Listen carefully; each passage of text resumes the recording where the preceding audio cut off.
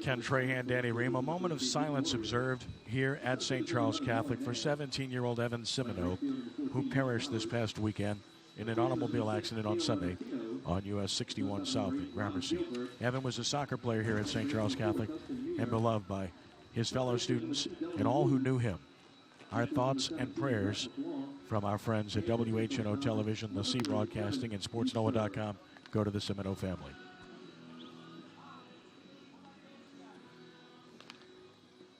Here's the batting order for the Riverside Academy Rebels for this afternoon's contest. Zach Geiger leads it off in right field. Mason Vickner at shortstop. Jordan Loving at first base.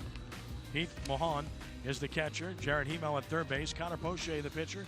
Tanner Luke the DH. It's Shane Trigg at second base. Dane Edler in center field. And Peyton Bailey will play left field for the Riverside Academy Rebels. And they will oppose the right-handed offerings of Evan Feaster. Danny? He's a good one. He's a real good one. He changes speeds, throws lots of different pitches for strikes, pretty much can come at you at any pitch at any time. Whenever he's on the mound, St. Charles Catholic is in good shape. He's definitely one of their top arms here in 2017. Let's set the defensive alignment for the Rebels. For the Comets here this afternoon are on the field for St. Charles Catholic. It's Lorio, Nash, and Roberts left to right outfield. Around the infield, Levitino playing third base. At short, it's Gilbert, Mir at second, Ube at first, LeBlanc catching, and Feaster doing the pitching here this evening. Evan Feaster, as Danny mentioned, fastball, cutter, changeup, typically about 78 to 80 with his fastball. It's all about commanding pitches and location for Feaster, which he typically does quite well. And he'll need to do against a very powerful lineup here. He's given up 38 hits and 41 in the third innings. As you saw, the key number is only 9 walks, so he throws strikes. He's got great control, pitches to contact, lets his defense make plays for him. So important, especially here at St. Charles now that they've got this beautiful turf field. Ready to go. First pitch of the game is a breaking ball strike to Zach Geiger, the right fielder. We're underway. Geiger, good hitter, good player. He stands in at 357, 9 driven in on the year. Fastball crushed to center. Nash back, track, wall, and see you later. First at bat of the game. Well, we said about the short game, they've got to keep Riverside in the park. Couldn't do it there. Rebels on top, 1-0. Got it up in the air, and that wind, I can tell you right now, is absolutely whipping out to center field, right where he hit that baseball. And not a whole lot of doubt on that one, Ken. That one got up in the air and got going. And a 1-0 lead for the Rebels as Geiger goes deep to center here in this campus ballpark in LaPlace. Geiger got all of this one, got it up in the jet stream, if you will. You can see those flags out in center really whipping, pushing that baseball out over the wall. He got all of that one. Mason Vickner bats. The Delgado signee took a strike. Vickner just been outstanding. The two-way player. Attempts at foul at the plate, and he's in the hole. No balls and 2 strikes. Vickner's just been terrific. Look at the numbers. 412, 6 home runs to go with 22 RBI. And, oh, by the way, he's a really good pitcher. Yeah, Mason's a star athlete over at Riverside. Baseball-only guy, and has really committed himself to the game, and happy to see him sign with Coach Sherman at Delgado and get to continue his career. And we'll look forward to having him with us again this summer on our Pedal Valves Cardinals American Legion team. Missing down, so a teaser pitch. And it's 1 ball and 2 strikes on Mason Vickner. Play him slightly to pull. Bounced it, and it's 2 balls and 2 strikes. Feaster got out in front of Vickner and trying to throw around the zone, seeing if he would strike himself out. Mason able to hold off and's got the count even now, 2-2. And now from 0-2 to 3-2. That's the respect they have for Vickner because, as you've mentioned, Feaster has good command. Oh, he's got good command. He can spot up and put it where he needs to put it. Payoff. Breaking ball. He swung at it, missed it. Picked up by LeBlanc. Guns to first. Takes care of his man for the first out of the game. Well, the wind is definitely a factor as we take a look at the weather conditions here this afternoon in LaPlace. 85 degrees. It's warm. It's partly cloudy, although I'd say it's mostly sunny. The wind, major factor out of the west, 15 to 20, blowing out it to right, blowing out to center. A little bit of a cross from left field. Fast strike is called to Jordan Loving, whom we talked about in the pregame. Loving, outstanding two-sport star for the Rebels. Having a good season, as you might expect. Breaker down, even at a ball and a strike. Loving at 300, 2 homers and 14 driven in.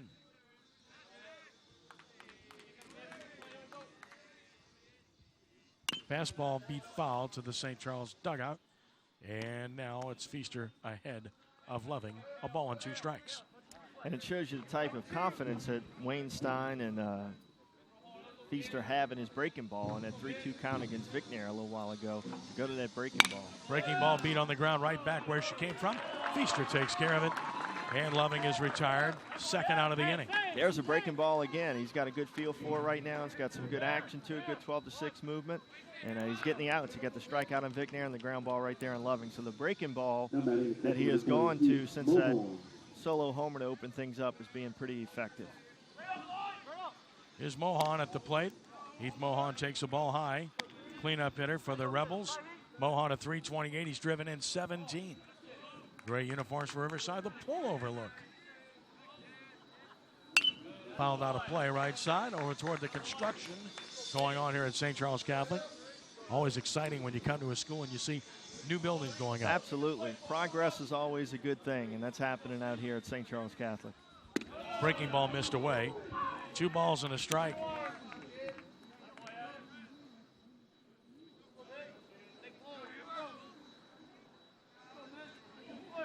Feaster brings another fastball out of play off the bat of Mohan, and it's 2-2. Some of the activity taking place behind the grandstand as the buildings are going up, and that's exciting. The workers are working through the afternoon.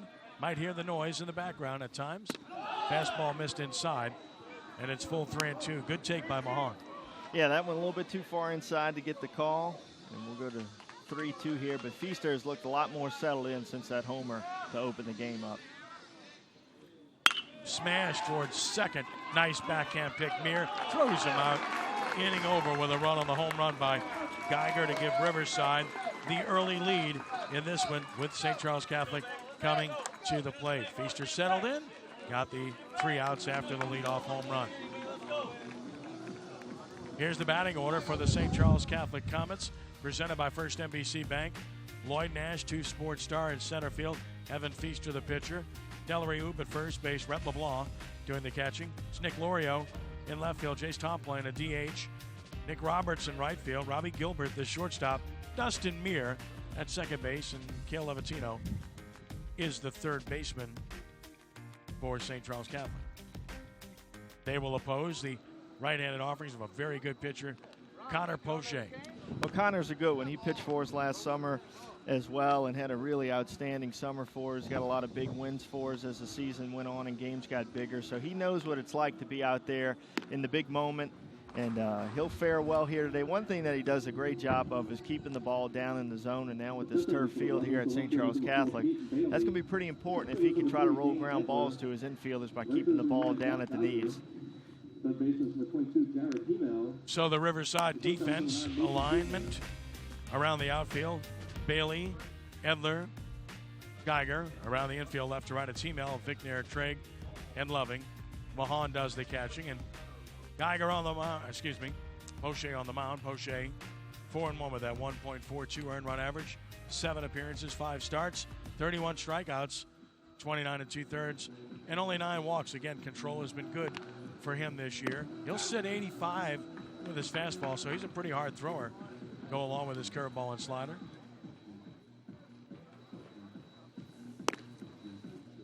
And St. Charles Catholic will try to get something built with their instigator. Lloyd Nash will get it started here momentarily. Comets in their traditional home whites. It's a good look.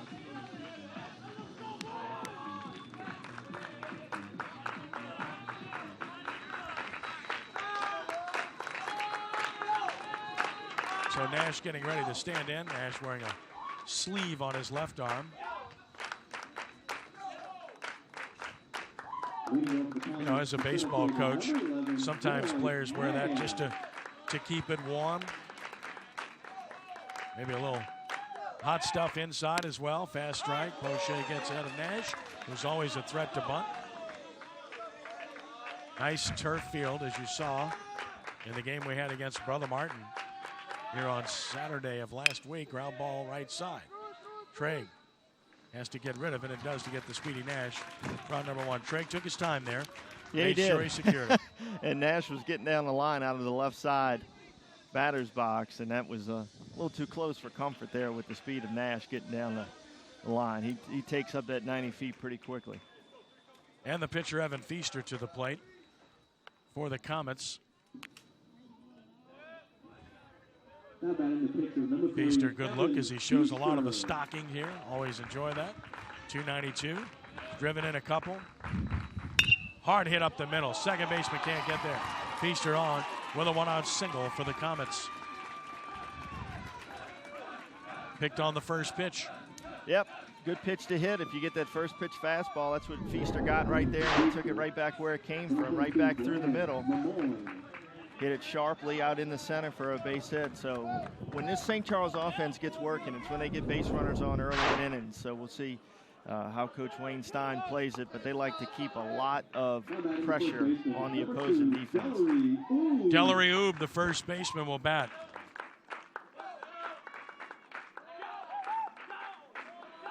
Stretch pitch, missed inside with a fastball. Oh, ball and no strikes.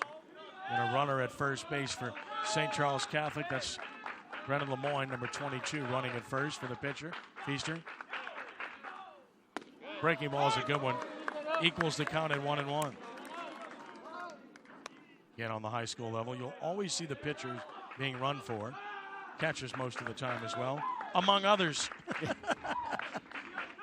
Yeah, the courtesy runner at the high school level. It's out of control. It really is. For a lot of flexibility for coaches to get extra speed in the game. Just when I think I've got it figured out, I get more confused.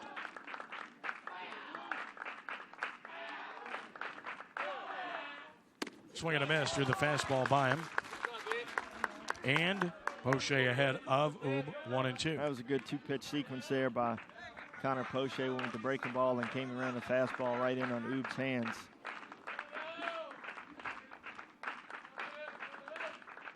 One-two runner goes. Pitch away. Throw down is accurate but late. Stolen base for Lemoyne. Courtesy runner got a good jump, Danny.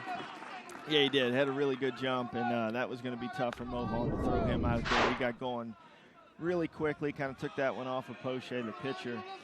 And Mohon got the throw down there, but not in time. And St. Charles Catholic with somebody in scoring position here. That's 9 stolen bases for Lemoyne and 10 tries this year. Now you know why he's running. Breaking ball swivels away. Good take by Oob. It's 2-2. He read it all the way. Shortstop calls time. Vic Nair wants a word. And that's all about trying to hold Lemoyne on at second base, who was taking some liberties there. Can't ignore him. No, you can't ignore him, changing your looks, making sure that the shortstop's on the same page with you if you want to put in any kind of pick moves or anything. And, one of the biggest things that pitchers can do to control running games is just completely step off. Just step off and break things up. That's one of the big things that pitchers have to understand is you dictate the pace of the game. Breaking ball struck him out. Great pitch by Poche. Doesn't quite drop down on that pitch, but it's not over the top, is it? No, yeah, he'll sling it from 3/4, and get a little extra movement on the ball. But you can see, just like I talked about earlier, he does a nice job of keeping the ball down in the zone and changing speeds and hitting spots. And Connor's really a good pitcher that's only getting better. Brent LeBlanc, the catcher, 267. Driven in 13 on the year.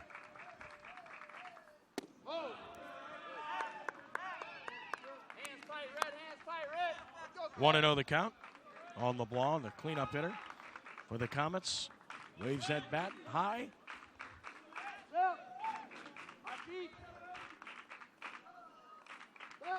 LeBlanc takes it down. Good break for third. Lemoyne has stolen another. So far, this game is playing out exactly the way we talked about.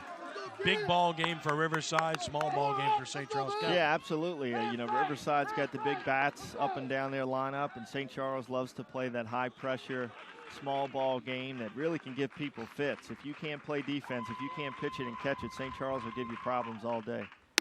Strike called. It's 2-1. So Lemoyne stolen second and third as the courtesy runner for Feaster, who singled 90 feet away with the tying run, but 2 outs. Fastball and a line drive sinking, base hit. This game is tied. The 2-out hit separates winners from losers, and LeBlanc delivers a big one, his 14th RBI to equal this game. Well, that was big right there for LeBlanc to come through with 2 outs and deliver and tie this thing up. You know, anytime your opponent scores, you want to try to answer right back. That's what St. Charles Catholic's able to do right here in the bottom of the inning. Big 2-out clutch type hit to knot the game up at 1. Now Nick Lorio with a 2-out chance.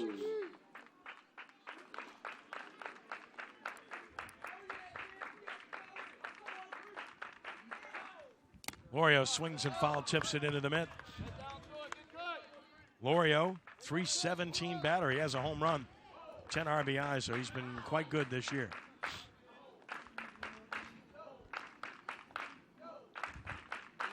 LeBlanc has not stolen a base this year, but draws a throw nonetheless.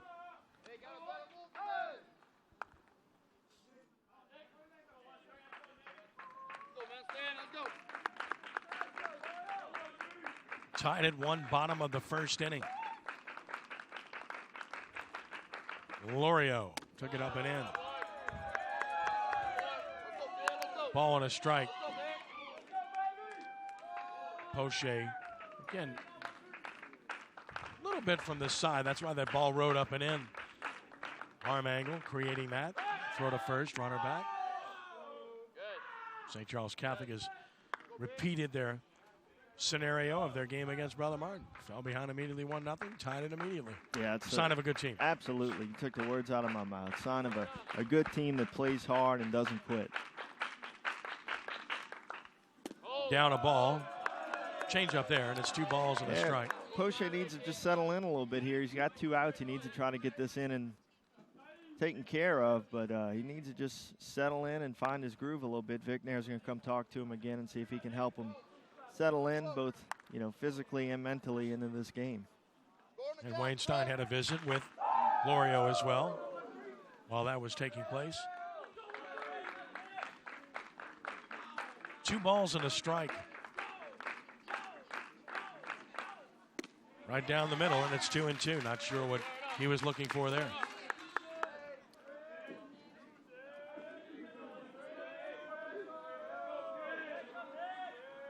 Two balls and 2 strikes.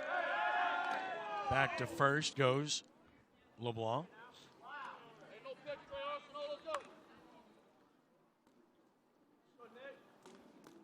Poche keeping an eye on LeBlanc over there at first, knowing that they might try to get him in a scoring position here with 2 outs. Another snap throw, that's a little closer. Hard tag applied by Loving. Just kind of let the runner know you're there, right? Oh, they're watching him closely. They know Wayne Stein would love nothing more than to get him in the scoring position, see if they can get another 2-out hit and take the lead. And yet another throw.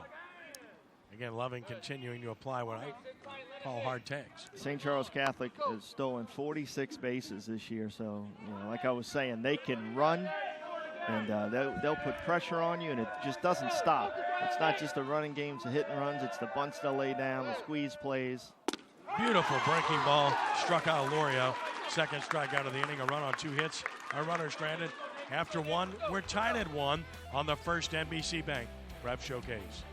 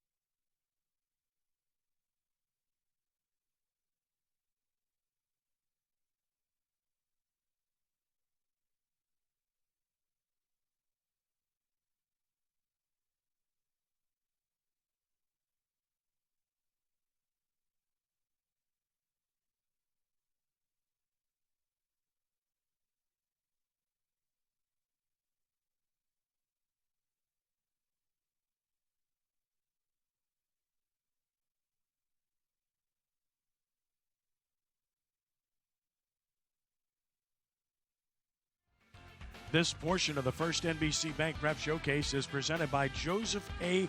Bank, the new tradition since 1905, with locations downtown, in Metairie, and in Mandeville. Joseph A. Bank. Take it to the bank. This is going to be a good game. Tied at 1, top of the second. Ken Trahan, Danny Ream, and Jared Hemel to the plate for the Rebels to start the second inning, to be followed by Connor Poche and Tanner Luke against Evan Feaster. Gave up the home run, then settled in and got 3 straight outs. Delivers low to Hemel to start the second. Hemel, left-handed swinger, and a good one. 288 with 3 homers and 20 RBIs. Took a strike. Count even. Hemel, a good-looking athlete for Riverside. Good football player, good baseball player. Waited on that one beautifully, but lines it right to the pitcher for the first out. Well, it's a good job of hitting by Hemel. Kept his hands back on the off-speed pitch, but he hit it right at him. Took it right back at Evan Feaster. You saw the big bend in that breaking ball there from Feaster. The liner right back at him, ready to field his spot for out number 1. With 1 out, Poche bats. Connor takes a breaking ball away. So the pitchers opposing one another here. Poche at 213. He does have a home run, and he's driven in 19. So very productive. Down, and it's 2 balls and no strikes.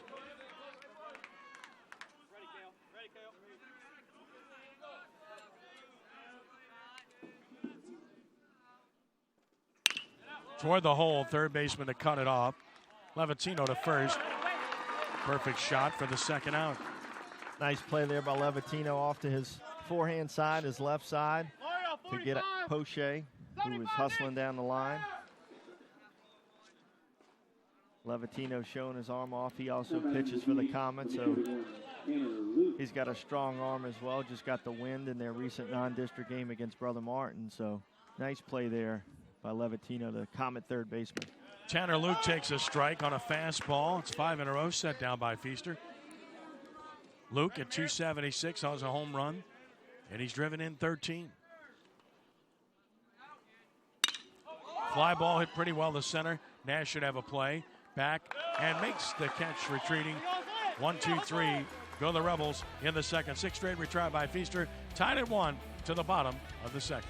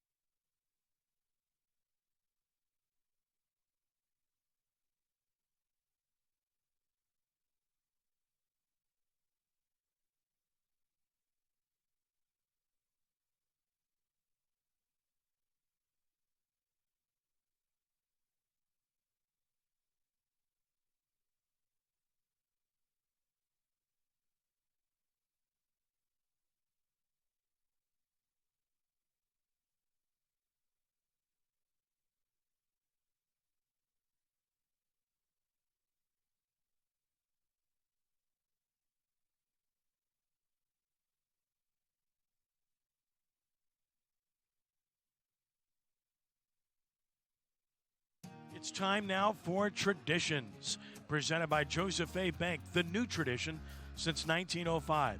The new tradition in St. Charles Catholic baseball is the artificial turf infield that was installed earlier this year. The Comets now join a select group of schools in the New Orleans area with turf on their baseball field. And, of course, their logo emblazoned on the turf over by their dugout, as well as the visiting team's dugout. A little reminder of who they are. And behind the pitcher's mound.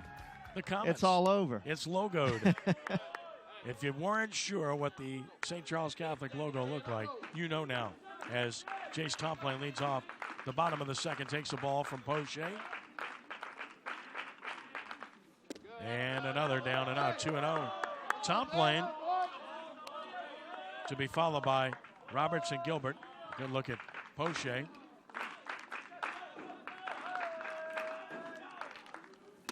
Fastball rides over the inside edge, and it's 2-1. Top lane, 256 batter. He has 6 driven in. Pretty much straight up defensively. Third baseman, Hemel cheating in.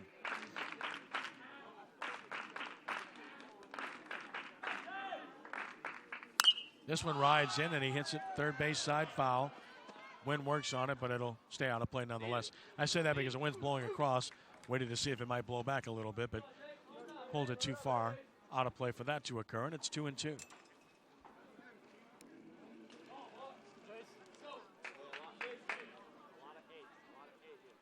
Boucher gave up the 2-out hit in the first to allow a run.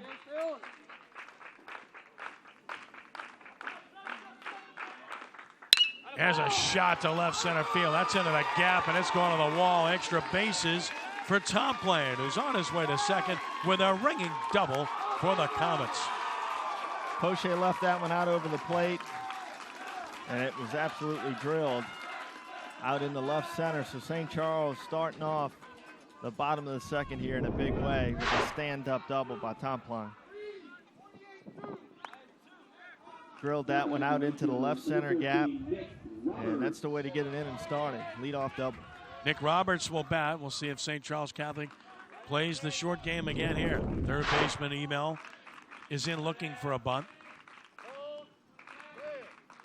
Squares, but he pops it up. It is a fair ball. Third baseman will play it. Sacrifice will work on a 5-3 putout. So got it in the air, but deadened it enough.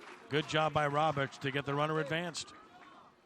Non-stop pressure. That's the way St. Charles likes to play. So they get the leadoff double, lay the bunt down, get him over to third, 90 feet away now.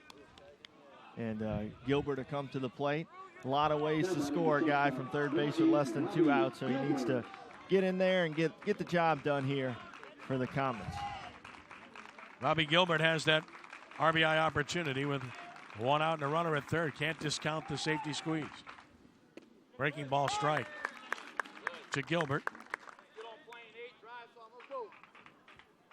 Gilbert is driven in 4 on the year. In at first and third. Swinging, hits it hard off the pitcher's leg. That'll result in a run. The out at first. It's a 1-4-3 putout, but an RBI for Gilbert, who hit it hard. A kick save of sorts by Poche to prevent the hit. But it's a 2-1 lead for St. Charles Catholic. And Robbie hit that one really hard, right where it came from, right back at Poche. Kicks up off of Poche and the mound. And the second baseman for Riverside, Trey, able to make the play. But that was getting the job done, just what we talked about. So Robbie Gilbert delivers for the Comets and puts them on top. 1-0 the count on Dustin Meir. Chops this one toward the mound. And there is Poche to make the play. Inning over, but the Comets score a run on a hit. Nobody left, and after 2, St. Charles Catholic 2-1 over Riverside on WHNO.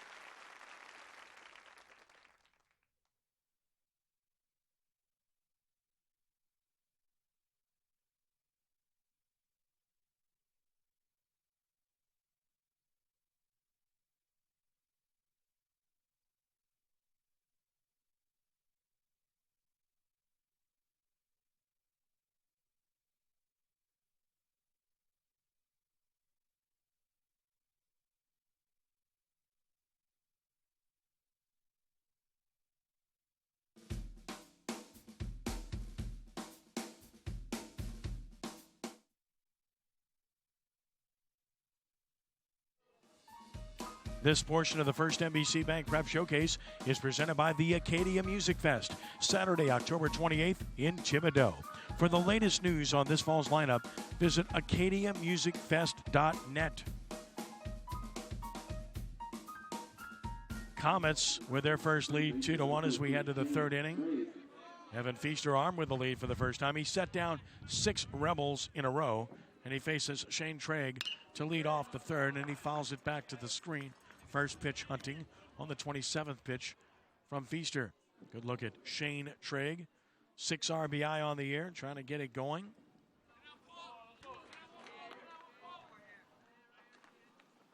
Breaker down. Good read by Trigg. It's 1-1. As Feaster wants to work quickly. And does with the 1-1. And it's 1-2. Fastball at the knees. Edler and Geiger to follow.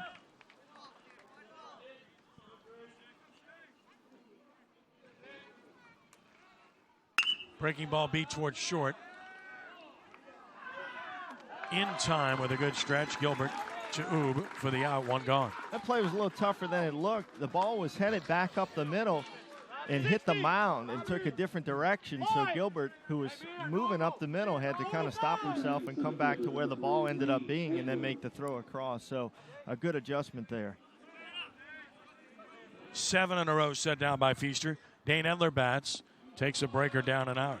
You know, some turf fields like Jesuit, for instance, has a turf mound. Tulane University has a turf mound. The mound here at St. Charles is a true dirt mound. So got a piece of that baseball right there. And toward the hole. Nice play sliding Levatino. He made an excellent play. 2 gone. Levatino plays a heck of a third base. Flashing the leather here early on in this big district game against the Rebels.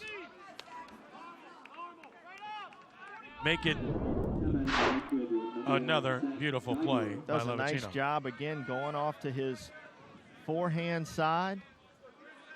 Down to the ground and pick up the baseball. Bounces back up and makes a strong throw across. Starts Geiger with a breaking ball here after he hit that home run to start the game. 0-1 the count. Working very quickly and comfortably. Feaster with a breaking ball beat foul. And he's got Geiger in the hole 0-2. Good crowd on hand, as you would expect when these two schools get together in anything. 0-2. Out of play. Tried to elevate the fastball. Climb the ladder. Baseball terminology. Good job by Geiger to go up and get it.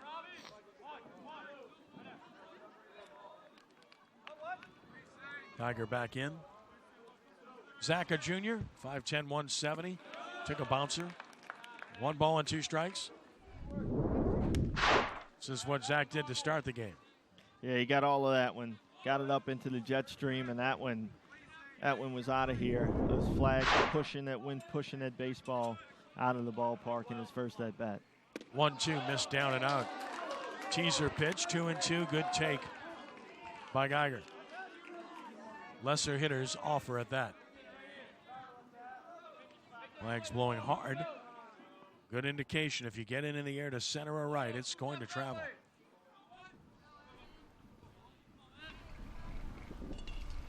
Breaking ball missed away. So from 0-2 to 3-2 on Geiger. Bickner would be next.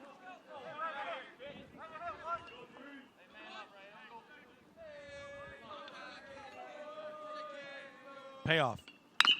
Toward third, Levatino comes to get it. Has to make a throw across his body, no chance.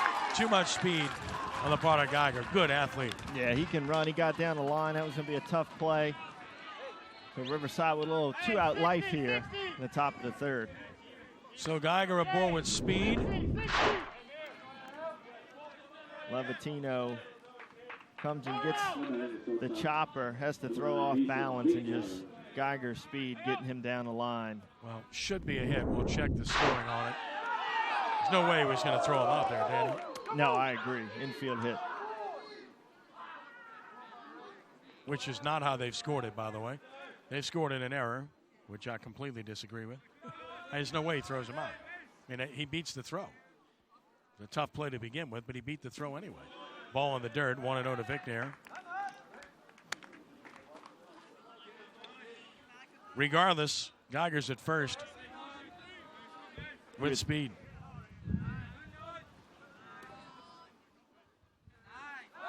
Draws a throw. Hard swipe tag by Oob.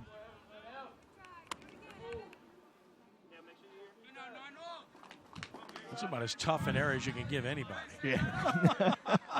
He's not going to throw him out. Brooks Robinson wouldn't have thrown him out. Come up with another name. Mike Schmidt, Greg Nettles. I don't know.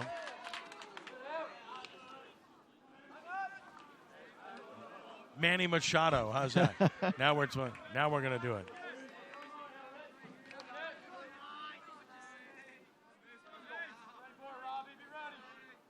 Another throw. I never played third base. True confessions. Always played short or second throughout my playing days. I don't think I would have wanted to play third base. Swing and a miss. I went over there a little bit. I like third. It's a fun spot. It either gets to you really quick or it gets to you really slow, and you've got to kind of play both, you know. Well, I mean, that's both ends of the spectrum a lot over at third base. That's why they call it the hot corner. If a guy, right-handed hitter, turns on it, they usually smash it at you, and it's a reaction deal. Or, you know, a guy gets jammed or rolls over something, you get the little slow roller or something out in front of you. And then Levatino's showing it today. You get a lot of those plays off to your forehand side, off to your left, that actually are pretty nice because you get that momentum through the catch right into the throw. Tiger has split the attention of Feaster from Vicknair. Finally a pitch in the dirt. Unable to read. That was Geiger. Once you don't get the read initially, you can't go. That one actually got through the 5-hole of the ball, but it hit the umpire and sat right around the catcher. 2-1.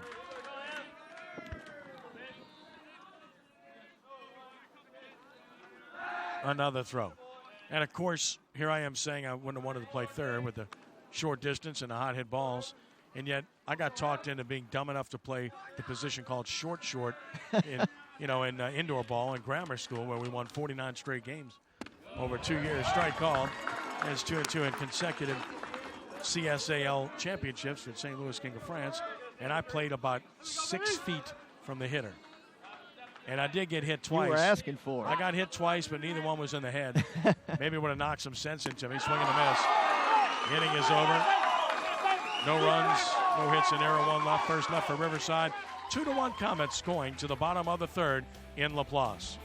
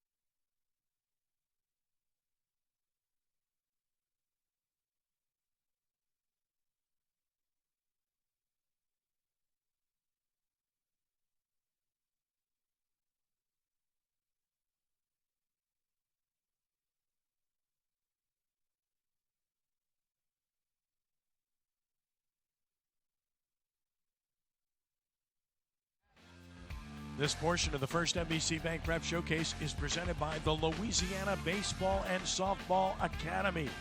For more information on membership plans, camps, clinics, and more, visit LouisianaBSA.com or call 504-733-8660. The Louisiana Baseball and Softball Academy. Bottom of the third inning, showing bunt, taking a ball is Nash, who always commands the attention of the third baseman. Nash grounded to second to start the bottom of the first as he opposes Poche, who just threw his 28th pitch. He's walked no one and fanned a couple. Trails by one. Nash took a ball 2-0. Feaster and Oob to follow for the Comets, who scored single runs in the first and second and lead it 2-1. 2-0. And it's 3-0. He'll take a pitch here. Yeah, this is something you want to stay away from if you're Riverside. You're playing with fire if you walk Nash to open up an inning, believe me. And a 4-pitch walk to their fastest base runner. The very dangerous Lloyd Nash is aboard with nobody out. His 18 stolen bases in as many attempts. He's not been caught stealing. Pretty impressive. 18 for 18, and I can tell you from experience, being in the dugout against those guys last summer. When he gets on base, it's a nerve-wracking situation because they can do so much. You talk about igniting their offense, putting him on with nobody out, ignites the St. Charles Catholic offense. Here's Feaster singled, and his spot in the lineup scored the first time. The courtesy runner did so, Lemoyne. And a throw over. Now, normally you'd think bunt, play small ball, but with the speed of Nash, do you want to give him a chance to steal before you think about moving the runner up? There's a good chance that that's what they elect to do, no doubt. Email well in on the turf, expecting a bunt. Not bunting, and that's a wild pitch. That'll get in the second. So now you think bunt. You get that runner to third with less than 2 outs, certainly. Or if you trust Feaster's back control, see if he can guy one to the right side. Well, when you've got the type of athletic ability like Nash has on the base paths, there's a lot of different things that you're capable of doing with your offense. 1-0. Tight. 2 balls and no strikes. But right now, Poche really can't find the zone, so no real reason to help him right here.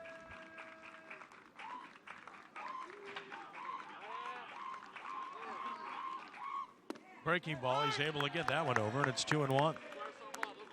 Now we'll see how Wayne Stein elects to play it. With the 2-1 count, Nash at second, nobody out. Comets trying to add to their 1-run lead. Not bunting, and it's 3-1. Oob on deck.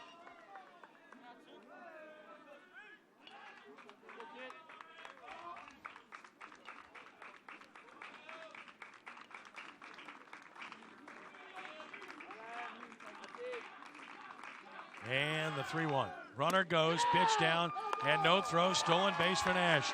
And the small ball continues. St. Charles Catholic executing beautifully. Back-to-back walks. Frank Cazzo to the mound.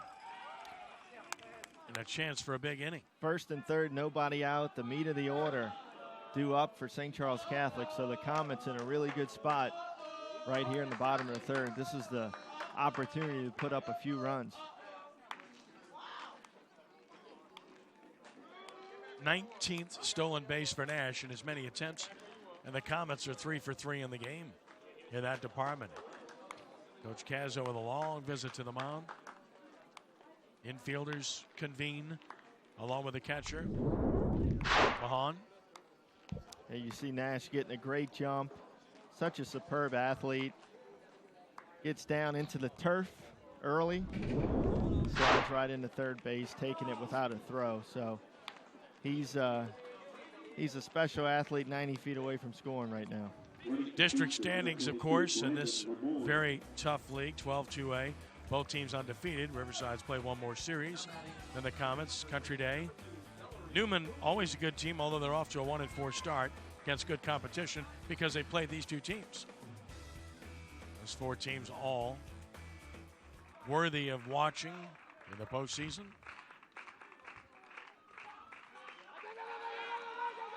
And had him if he'd have looked quicker on the 53 move. Lemoyne very aggressive. Really going the wrong way, but didn't want to balk and didn't rush things there, Poche. And Lemoyne able to get back.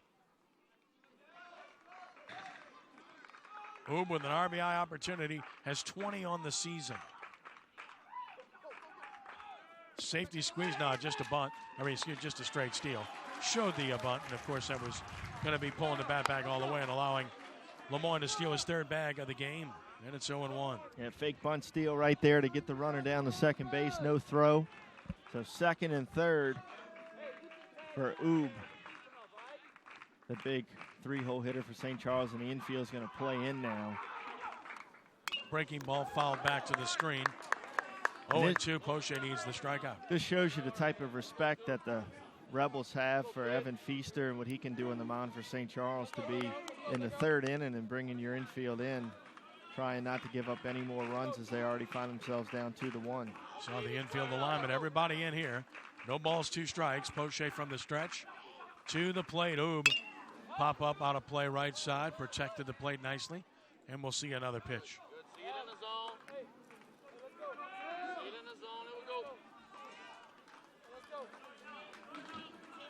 Oob, a good-looking young player for St. Charles Catholic, swings the bat well, trying to see if he can get something out to the outfield right here. Good junior back in from the right side. On 0-2, Poche gets it grounded to third. Look the runner back. Emil Stroh on the money. There's a big out for Poche. Oob retired. Well, that's what you needed right there for your Riverside. You needed that hard grounder right at an infielder, pop up on the infield, strikeout. You needed something where runners couldn't advance. So nice pitch there to Oob. And they get the ground ball. 1 out now. Same situation, though, for St. Charles Catholic, looking to see if you can drive something to the outfield. Brad LeBlanc had the big clutch 2-out RBI single to center in the first inning. Takes a hook over but high. Fans ooh and ah a little bit. And again, the definition of a strike, it's just hard to follow. Really does depend on the umpire. Personally, I think it ought to be a little bit more liberal. Should be the letter of the law. Letters to knees, but you don't call the high strike very often, do that. 2-0. If, in fact, that is the zone, that ball was at the letters. Yeah, I've never really seen them go up there. Me either. They'll go down. Absolutely. They'll go down a lot, but no doubt. They rarely will go that high. So that's a misnomer to say letters, right? Strike call, 2-1. That is to say letters are a strike, or that's the letter of the law, because it clearly isn't. Yeah, the main thing you're looking for out of the umpires is consistency. And if right. they can show you their zone early and stay there, correct, then you need to adjust to that. Inside 3-1. And this home plate umpire's done a very good job just saying that umpires at large don't call that right. pitch around the letters. We've seen it time after time, not just this year, but over the past 6 years in our first NBC Bank Prep Showcase. It's 3-1. LeBlanc dictates here, looking for the big hit. 2 runners in scoring position, and he calls time.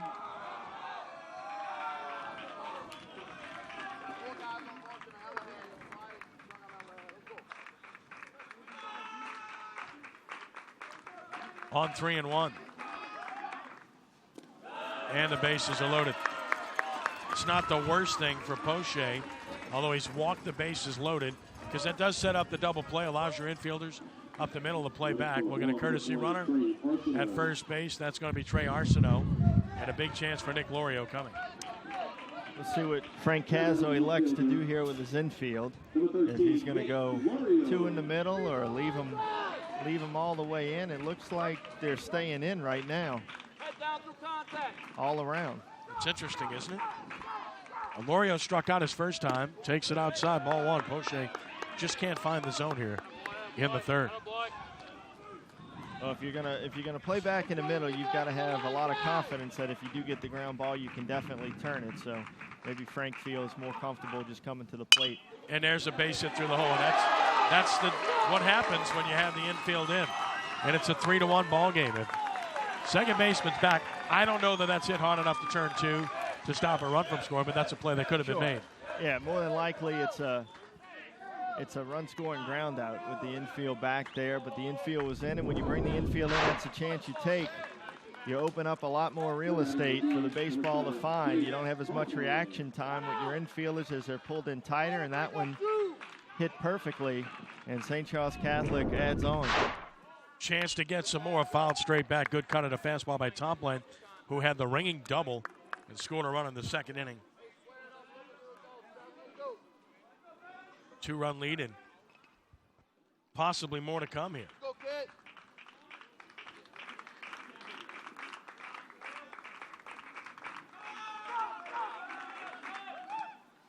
Strike 2 call.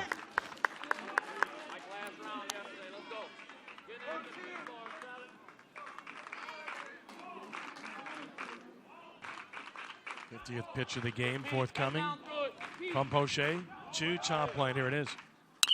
Straight up back here. Catcher doesn't see it. Now he does, but it's just over the backstop. Didn't locate it initially. Looked like it might stay in play for a moment, but just got over the netting. Right next to us. You didn't bring your glove. I don't think I could have got to that one. In your younger years. Oh, yeah. I would have been little range then, huh? Can of corn. I was always partial to peas myself. 0-2. Breaking ball foul back right over our heads. So top lane battles and stays alive. Riverside Rebels trying to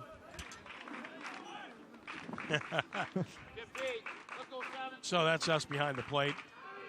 We're right in the thick of it. We're right here. You can see every pitch beautifully, like that one away for a ball, and it's 1-2. I love when they tell you true confessions, right?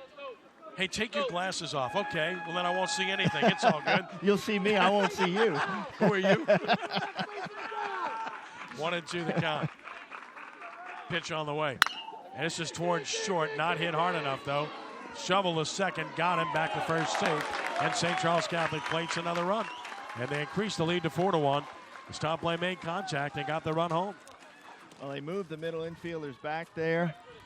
And they've got the force at second, but not hit hard enough to turn the double play, and St. Charles Catholic adds on another. And I'm telling you, but Evan Feaster on the mound, 4 runs is a lot of runs right now for St. Charles to have with that type of arm on the mound.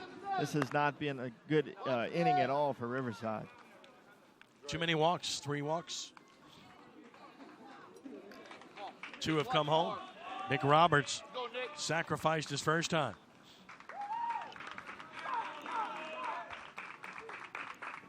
Runner goes, and a line drive speared by Trigg to get Roberts and to get Poche out of more damage in the inning.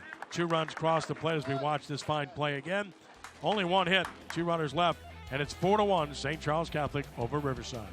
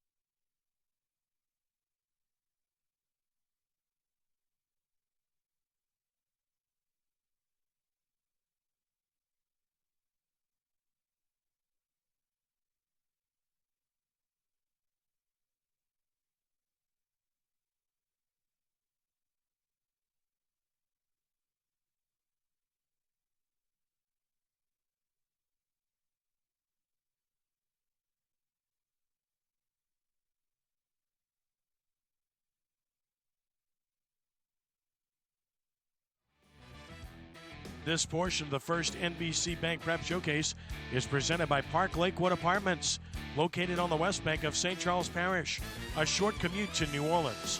Park Lakewood Apartments. St. Charles Catholic leading it 4-1. They've made 4 hits to just 1 for Riverside. Heart of the order, Jordan Loving, 3-hole hitter, leading it off for the Rebels, who need to start a comeback, and he takes it down. From Feaster, his 45th pitch. Loving grounded to the pitcher in the first.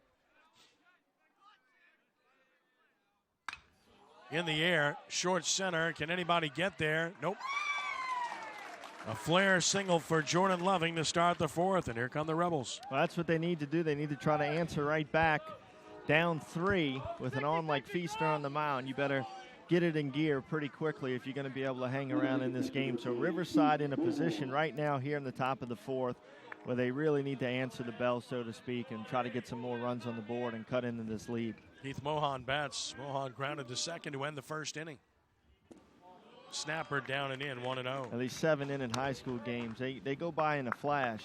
You can play these games in an hour and 35, hour and 45 minutes with good pitching and defense sometimes. So you cannot wait around when you're down against an arm like this. 1-0. Smash towards short, could turn. Second for 1, first wide. So just a fielder's choice. Relay throw by Mir was wide of the bag, and Oob had to come off the bag and make sure he secured the ball. Mohan reaches, and he'll get a courtesy runner. That's going to be Hunter Landry who's going to run, so Landry will run it first. Ground ball to Gilbert. Gets it right inside his left foot. Nice feed to second, not able to get the turn there by Mir. So man on with 1 down. That one was hit hard enough to turn. Hemel lined out hard to the pitcher his first time. Ball's time.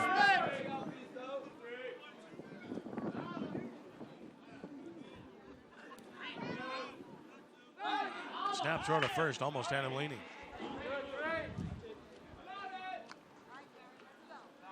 Time call. Wayne Stein wants to talk with Evan Feaster.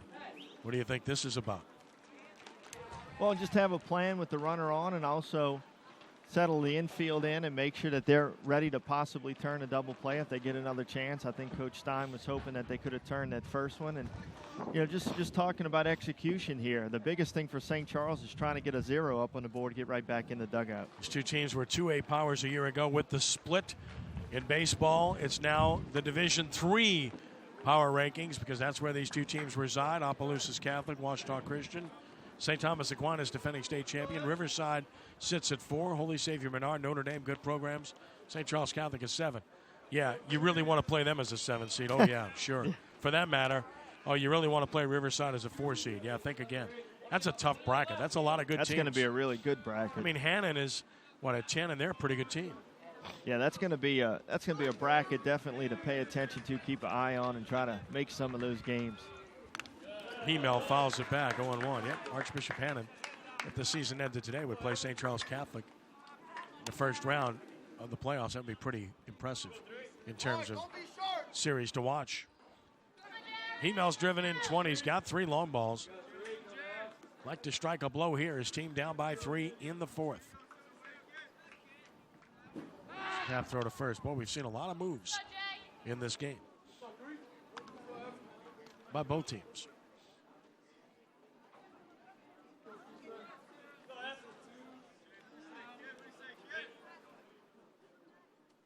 Breaking ball hammered to left center field. Base hit. Stopping at second is Hunter Landry, and it's 2 on, 1 out. Rebels with 2 hits in the inning. Boy, Hemel just waits beautifully at the plate. Saw that in his first plate appearance when he lined out to the pitcher. You know, what you mean by waiting is to make sure you keep your hands back. No matter what happens with your feet, your legs, you keep your hands back, you can do this. Breaking ball stays back and takes it the other way. So Riverside trying to string positive things together here in the top of the 4th. Down for a ball to Poche, who's grounded to third.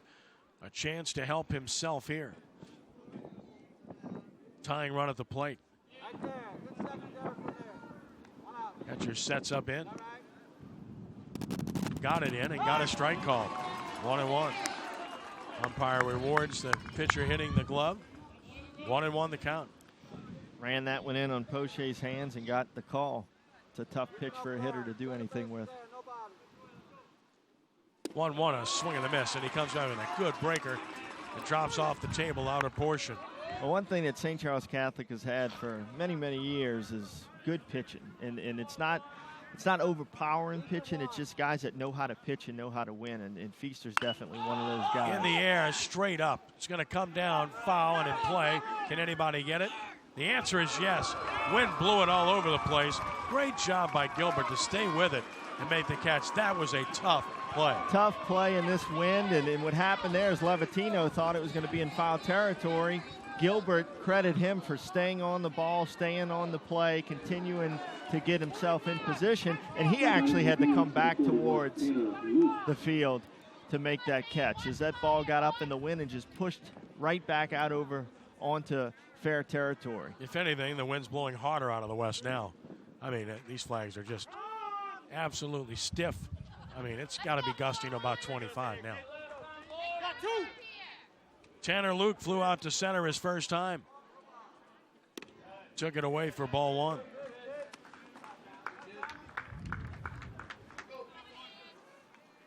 Not a big ballpark, but the big part of this yard would be center and left center.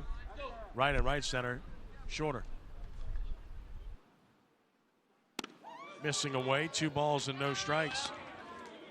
No dimensions listed, but we know what we're talking about. Down the lines, maybe about 305, 300 to 305. Gaps, right center is only about 330. Fouled out of play. Left center a little bit deeper, maybe 340, 350. Center would be about 360 or so, it appears. 2 balls and a strike on Luke. That's just naked eye seeing all the ballparks we see. And they got the fans out in left center right now. They've got the great spot. They can watch the softball game and the baseball game. Strike call, 2-2. The softball field is beyond the left center field fence and the left field fence here at St. Charles Catholic. And, oh, by the way, the Comets have a really good softball team. That's the best seat in the house. It 2 really for is. 1. 2-2 the Happy hour here at St. Charles. You get baseball and softball. And we'll see a full count pitch, so this will be fun. Runners will be off with the pitch. 3-2 the count, 2 outs to Luke. It's a big pitch in the game here. Luke with 13 driven in. Landry second, Hemel first. 3-2 count, runners take off. Pitch is swung on and hit hard to center. Nash is back with a play, and he puts it away. No runs, 2 hits, 2 stranded. They've left 3. Bottom of the 4th coming. St. Charles Catholic 4 and Riverside 1.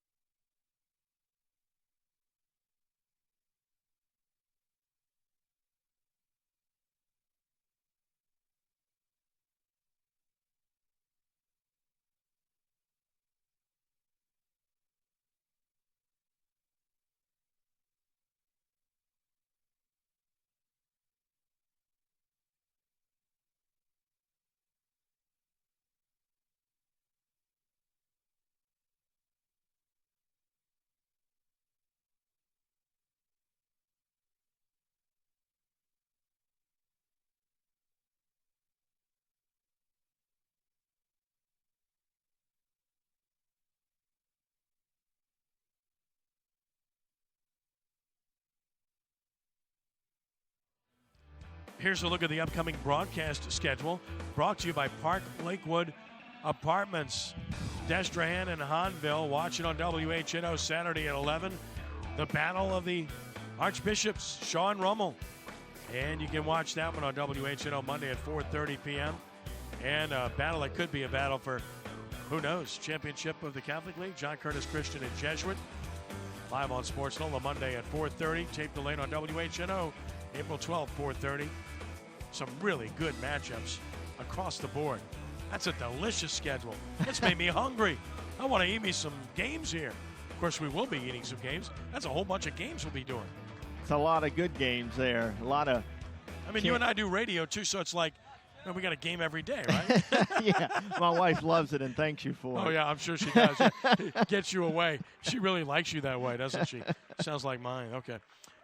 Robbie Gilbert taps it foul, third base side at 0-1. Gilbert hit that ball hard off the pitcher to the second baseman. Trigg, back in the second, was thrown out but drove in a run, which was his 12th RBI of the season.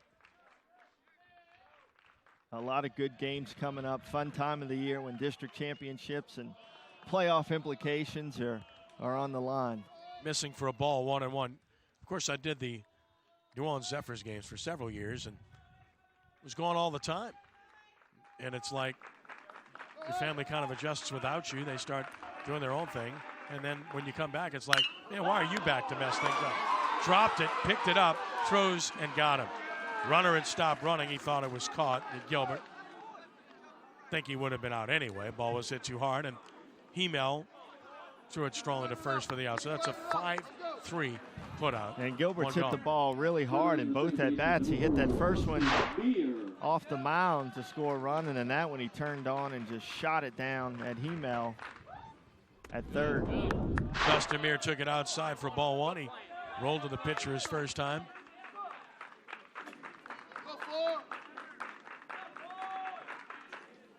And a strike. It's 1-1. So then you're home more often, and instead of them watching movies and Dancing with the Stars, you're watching Cardinal games and Saints games and whatever else. Line drive up the middle. That's a base hit. So Meir is aboard with a one-out single here in the fourth, and of course watching great programming, family programming and faith-based programming on WHNO. So you change that And then, of course, the air-conditioned setting, you go down dramatically. Speaking of down, he hit this one down and hard. He hit that one hard, right back up the middle. And I'll tell you, St. Charles's offense has looked very solid here today against Poche. Obviously, some of those walks and things that he's done on his side have obviously aided their cause. But the St. Charles offense finds a way to get guys on and put pressure on you. Pitches up to Nash, who walked and scored in that 2-run third. He's 0 for 1. Stole a base as well. 5 hits for the Comets now. Mir has 4 stolen bases. St. Charles has stolen 4 in the game. Not going. Nash took it down. This is not the guy you want to throw balls to continuously. He's 2-0 to him after walking him on 4 pitches back in the 3rd inning. It's been a struggle for Poche. Some of it his own doing, much of it the doing of the Comets, who have been good. 2-1. Nash making him throw pitches. Now a favorable count here to hit and run, perhaps. A lot of opportunities here. Hole to shoot for between first and second. First baseman Loving holding the runner on. Mir with his lead. There he goes. Pitches down, no chance, stolen base. 5 steals and as many attempts for the Comets. Looked like that might have been a changeup down in the zone from Poche, and with that being the case and a great jump, no chance of throwing that runner out. Nash with a chance to drive home a run now. On 3-1. Ball 4, he's walked for the 2nd consecutive time. And that's 4 walks issued by Poche. And now Feaster will bat. He singled and scored, walked and scored. Wayne Stein, been a busy man. What a program they have here. 32 consecutive playoff appearances for the St. Charles Catholic Comets. Hot team coming in, too. They're playing good baseball. And they've won 5 in a row. Yeah, Wayne does a great job here at St. Charles. I'll tell you, last summer in American Legion, getting to play against Wayne really for the first time. Just a team that plays really hard and gets after it constantly. There's Frank Cazzo, who's had an unbelievable career as a high school head coach at multiple stops in the area, won a state championship at Archbishop Rummel. Both of these guys are good guys, good head coaches, and they've done a lot to make this rivalry what it is and to make it a very clean rivalry these days.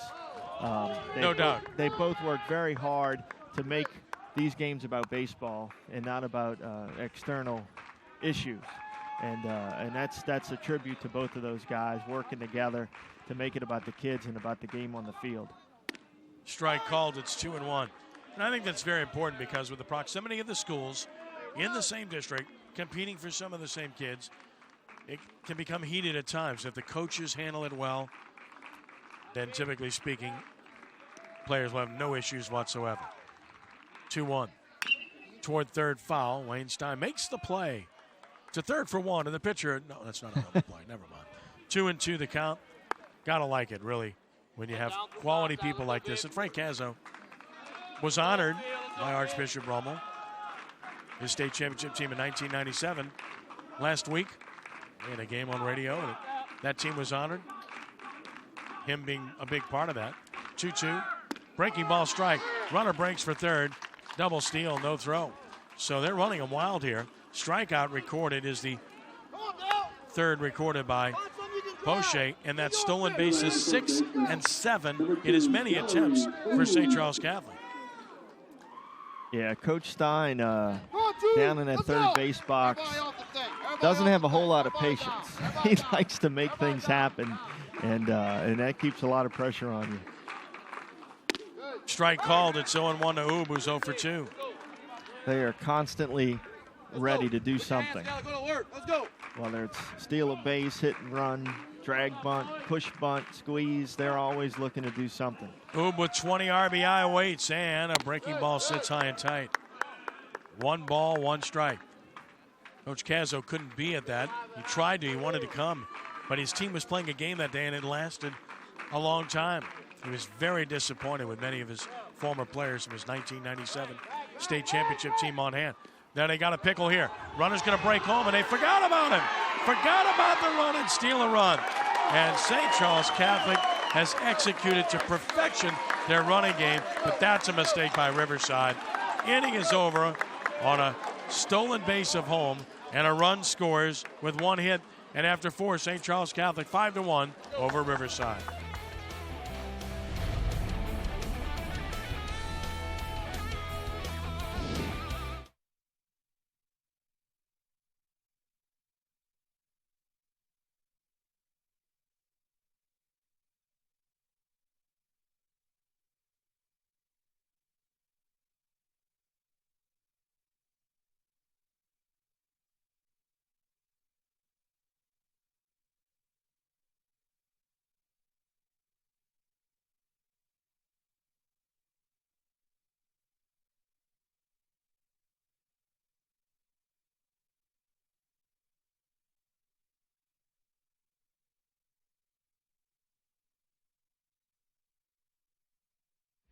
This portion of the first NBC Bank Prep Showcase is presented by Gibbs Construction, a leader in the construction industry in Louisiana and the Gulf Coast for more than 35 years, transforming dreams, visions, and plans into reality.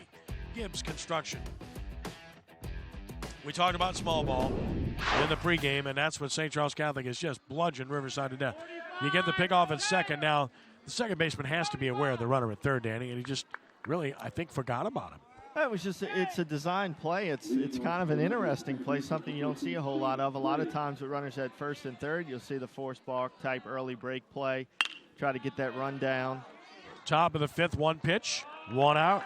Try to get that run down and see if you can sneak that runner in from third. And that was a situation where it looked to me like it was a design play with runners at second and third, where Nash intentionally got picked off and drew a throw, because as soon as Poche gave the ball up to the middle infield, the runner from third broke.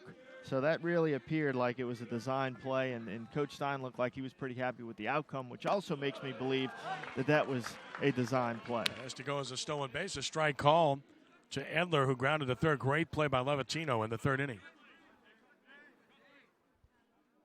0-1. Breaking ball up the middle is short. Handled nicely, Gilbert threw him out.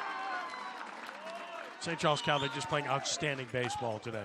Yeah, they're playing a really good game. They're rising to the occasion, and they grabbed the momentum early, and they haven't let go of it. Zach Geiger bats. Well, he got Riverside started the right way with a leadoff home run to start this game, but that's been it for the Rebels. Breaking ball strike. Reached on an error in the third, though frankly it should have been a hit. They gave him an error, and again, it was disappointing because it was a hit. 0-1 the count. Breaking ball hammered. Shortstop comes and gets it, throws, and safe. We'll see how they score this one. Another tough chance because he's such a good runner. Now, they'll probably give him an error there, which would make a little bit more sense, but that was another tough play. Another tough chance, had to come get it. Looked like it was hit harder than it was off the bat. Gilbert had to come get the ball. Geiger's one of those guys, hit it on the ground and leg it out. Like Willie Mays Hayes from Major League. Huh? Hit it on the ground and use your speed. Go to first, runner back, goes as an error on Gilbert.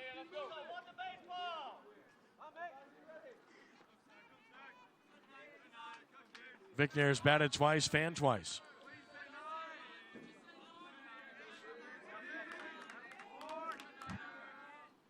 Breaking ball, he missed it, 0-1. As Cardinal fans, we must mention Whitey Herzog, huh? Speed never slumps. You can run. So. If you can run every day. And Geiger obviously can cause some havoc with that speed. Jam shot foul, third base side. Quickly in the hole is Vickner, 0-2.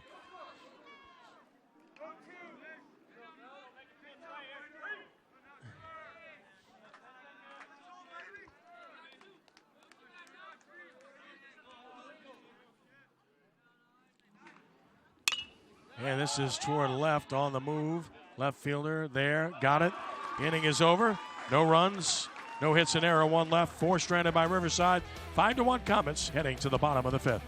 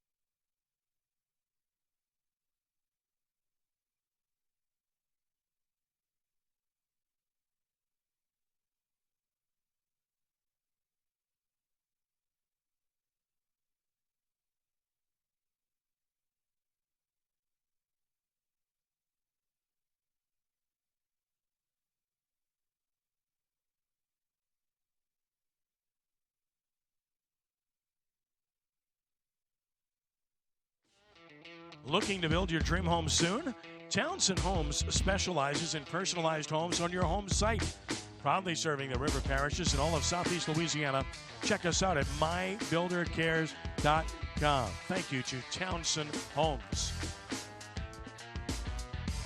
Delariou bleeds it off, bottom of the fifth, takes a breaking ball inside. He has struck out. He has grounded to third. Rube, of course, at the plate when the last inning ended. This is in the air. Right field and playable. Geiger puts it away, one gone.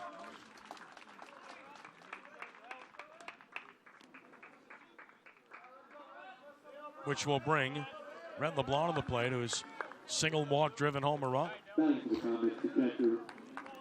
17, Rhett LeBlanc. Here's LeBlanc.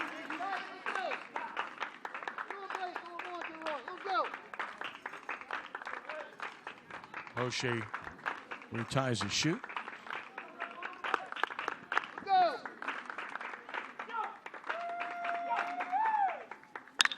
Hard, third base side, fair ball. On his way to second, here comes the throw. It is not in time. Double, sliding, Rhett LeBlanc, 2 for 2 in the walk. Second double of the game for the Comets. Rhett LeBlanc gets that one right inside the third base bag. Turns on it, right inside the bag in fair territory.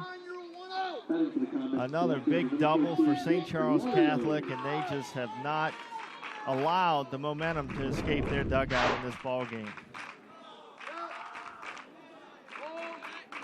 Nick Lorio with a chance. Check a breaking ball strike. Lorio has a single and an RBI, 1 for 2.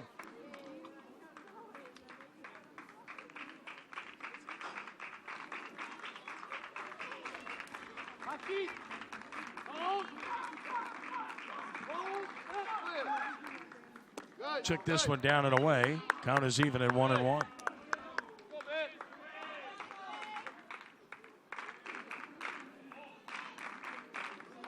Comets in command, trying to add some insurance. Bluff to second.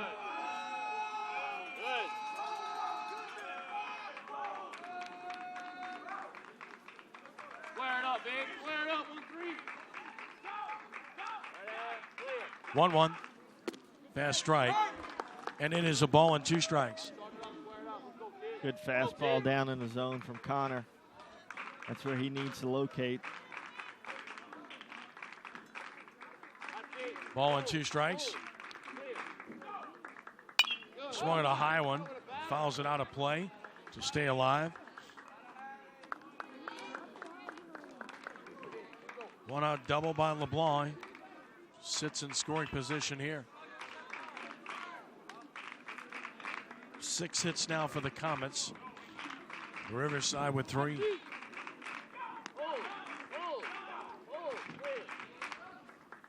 In the air, right center field. Now the wind's going to work on this.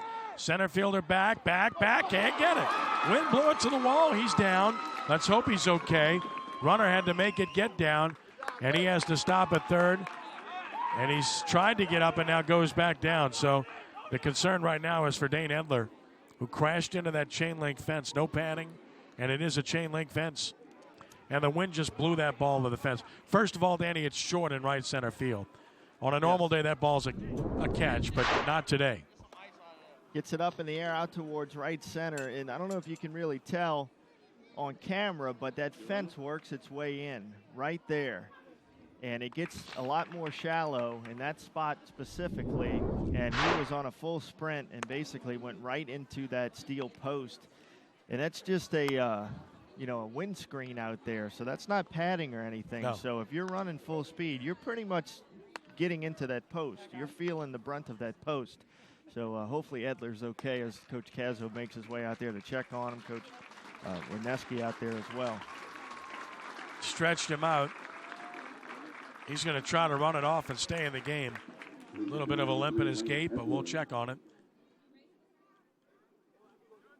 For all the latest news on high school, college, and pro sports in Louisiana, be sure to visit sportsnola.com. Sports NOLA features a team of area writers offering unique opinions. Plus, catch our first NBC video updates. It's all at sportsnola.com. Great to see Dane Edler up and around. Competitor that he is, he wants to stay in the game. Now, you won't see that one very often on a scorecard. 2 doubles in succession and nobody scores. Second and you're third. Right about that. With 1 out. Again, LeBlanc certainly thought that ball was going to be caught, and it looked that way off the bat for all it was worth. But again, the wind blowing and the fence close, and as you mentioned, jutting in a bit, and it got there, and Edler couldn't get to the ball in time. Crashed into the fence, but stays in the game. Wayne Stein had a word or 2 or 3 with Top Lane, who bats. He's doubled and scored, grounded into a fielder's choice.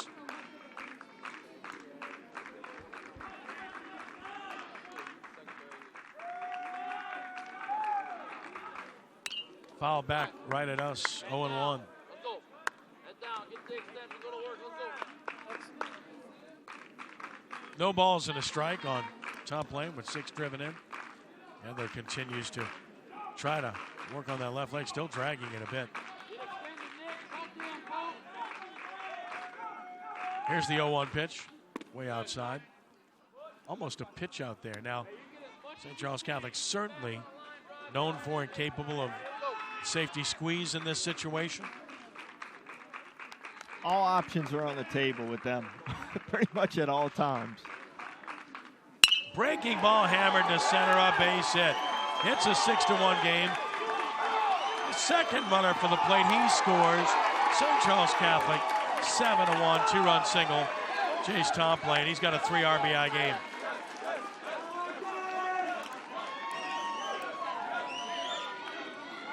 Comets looking very tough today. That ball drilled right back up the middle. Edler, who's still trying to overcome that crash out in right center, misplays it and allows the second runner to score easily.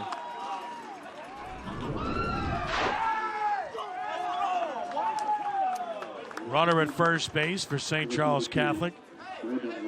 And that's Brandon Lemoyne. Boys, he had a busy game. 3 stolen bases already, and he runs again. Want to bet he's running?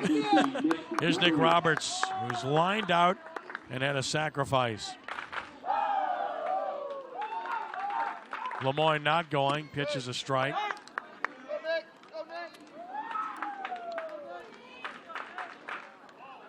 Poche's a better pitcher than what we've seen today, but you got to give St. Charles Catholic all of the credit.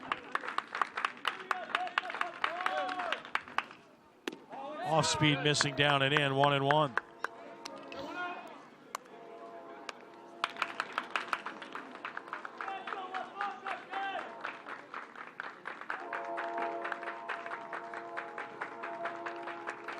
There he goes, big jump and a fly ball left field.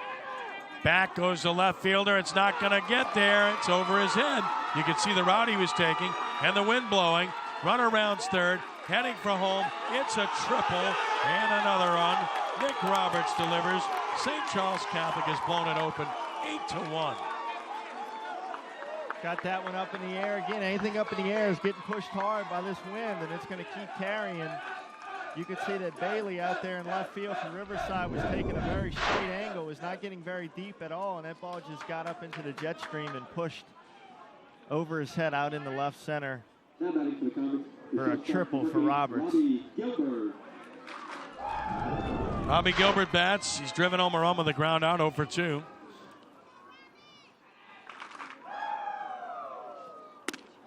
One and 0 the count.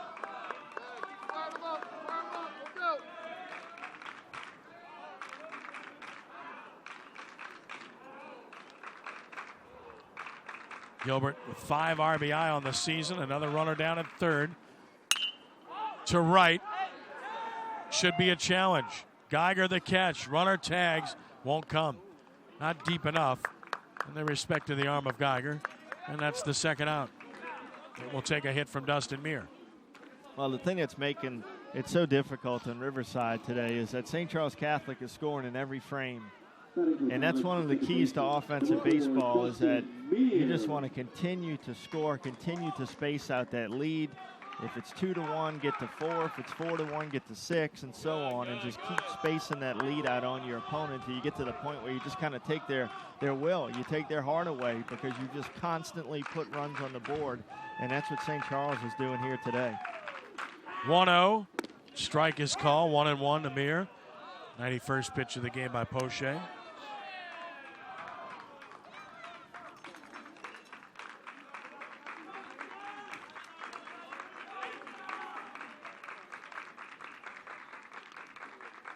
One. Missed inside. 2-1.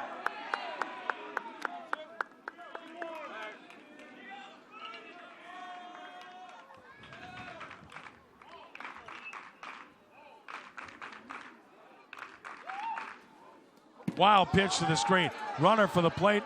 And they're going to throw? No, they won't throw. So, good read by the base runner. Roberts, he read it. Started home, but then quickly retreated. Well done.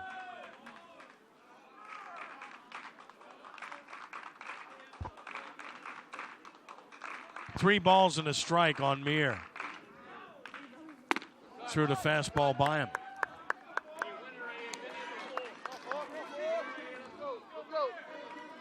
Good fastball away there from Poche. Get the swing and a miss. Payoff pitch. Inside walked him. Another runner. Fifth walk issued by Poche. And now Nash, who's walked twice. Stolen a couple. Scored a run, 0 for 1.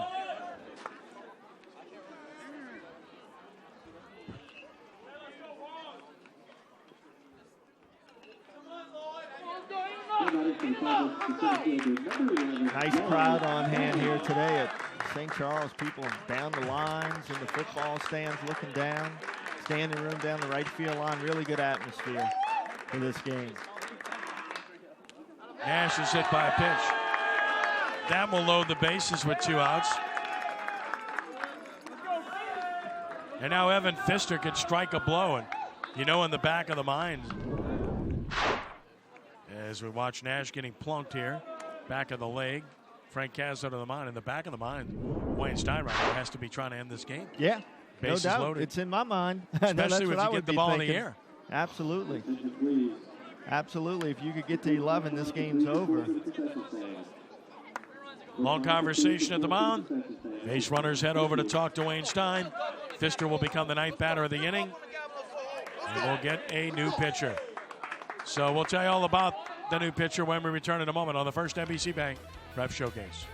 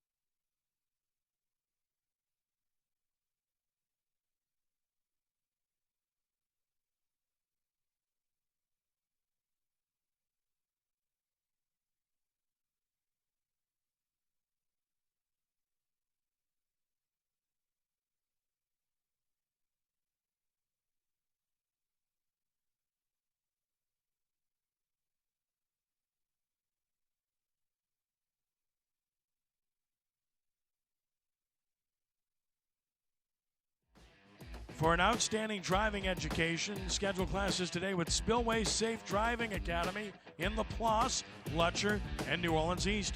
Courses are informative and fun, and payment plans are available. Sign up online at SpillwaySafeDrivingAcademy.com. And our thanks to Spillway Safe Driving Academy for their support.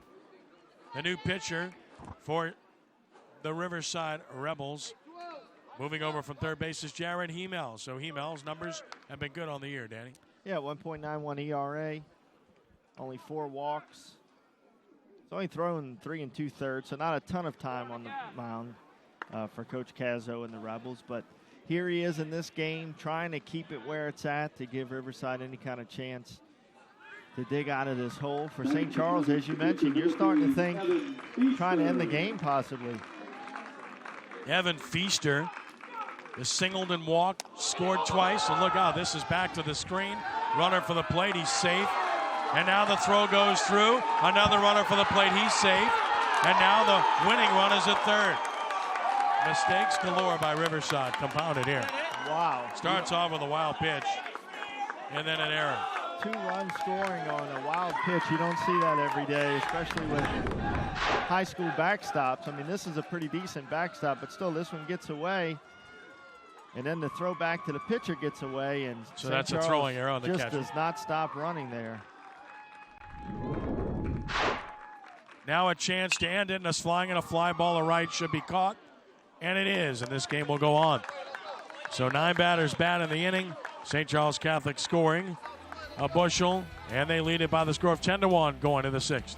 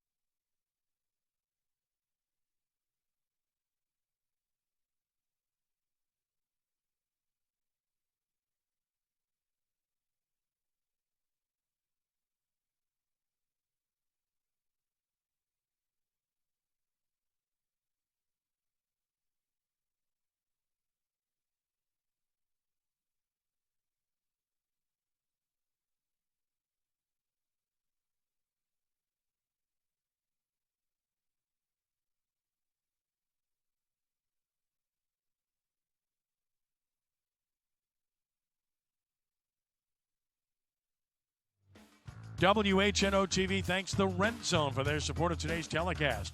For everything from small tools to large earth movers, let the Rent Zone provide what your project needs.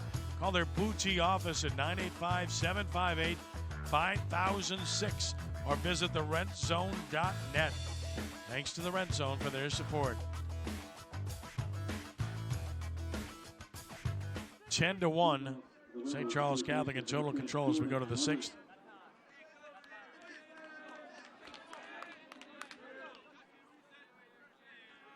First pitch, breaking ball strike to Loving, who has a base hit, 1 for 2.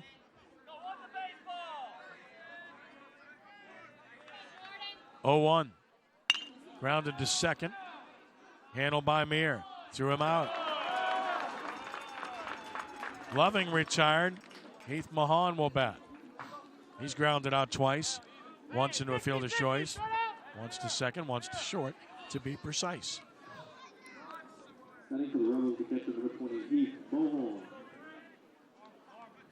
Here's Mohan. Toward third, that is a foul ball. A lot of first pitch swinging by Riverside. Only an 8-pitch inning last inning for Feaster. Came into this inning with only 68 pitches, so he's well on his way to a complete game here. Yeah. Point being, they haven't made him work very hard. And Feaster pounds his own, so it's hard. You know, it's hard to take pitches against a guy that's throwing a lot of strikes. 0-2 now as he's ahead of Mahan. Mahan with 17 RBI. Breaking ball beat foul, holding. And 0-2. The other thing about Feaster is he works very fast. Yeah, and it's great for your defense.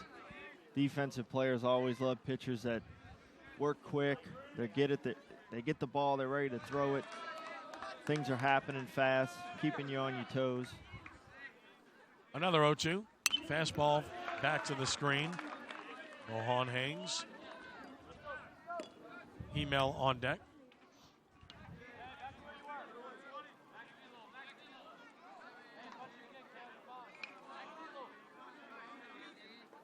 Breaking ball toward third. That is a fair ball. Long throw coming. Levatino, and he's wide. So reaching on the play is Mohan. Another tough chance. They've given everything else an error, so I would assume this would be 1-2. Yeah, that's definitely a throwing error there. That play should have been made. Probably took one too many steps before getting rid of it. Kind of sailed it. His second error of the game. Their third. But they've played really well despite that. Email will bat. And they throw to first with a 9-run lead, so they're still concerned about base runners. I don't think I'd be that concerned about him right here, up by 9. No, it really doesn't mean a whole lot. Playing for outs at this point. Email has a base hit, and he's lined out. He's hit the ball hard twice.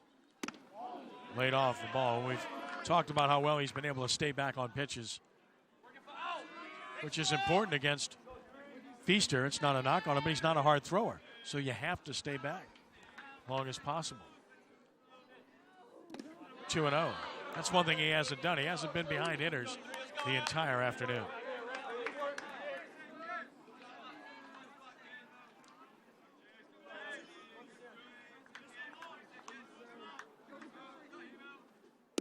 And 3-0. This is uncharted territory.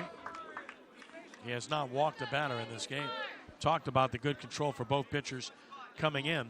Feaster has lived up to that. Poche did not have it today in that regard. That's a strike. It's 3-1.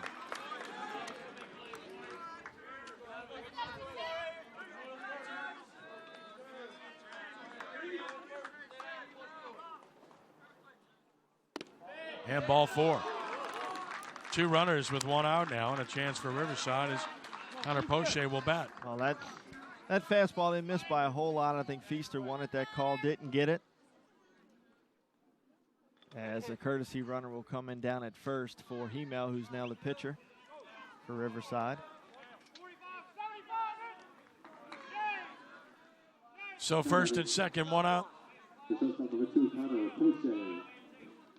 Like number 8, Devin Watson, courtesy running over at first base now for Riverside.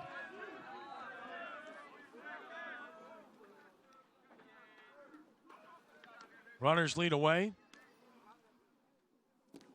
Went around on a breaking ball. Poche did not hold up. He's grounded out, popped out. Settle back in.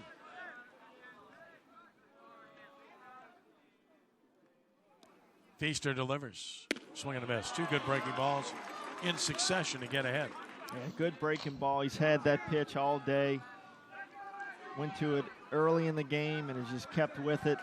Good movement, good control with it. 0-2 is a breaker, and he hung that one.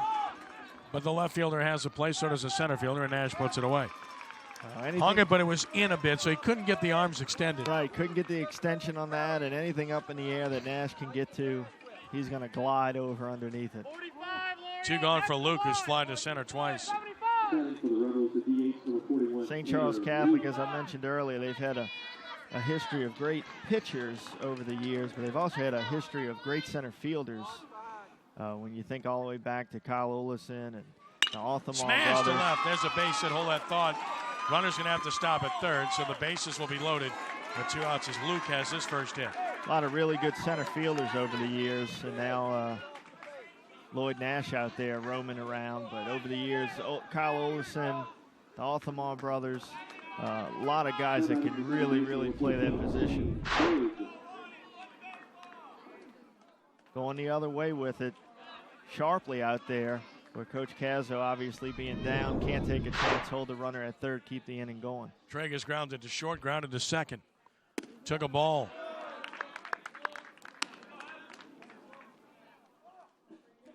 Rebels had a pair of base runners in the 4th. This is the first time they've had multiple base runners. Other than that, good swing, and it's 1-1. Treg with 6 RBI on the year. Would like some more, as in plural. Trying to find a way to get his team inspired. Waved at the hook. 1-2. I'd be surprised if he threw him anything else here, especially ahead in the count. You? Yeah, make him hit your pitch, especially after that cut. A ball and 2 strikes. Hooked him. Ground ball is short. Easy way for the force. Threat is over. No runs, a hit, and error, and 3 left on base. They've stranded 7. Bottom of the 6th, 10-1. St. Charles Catholic over Riverside.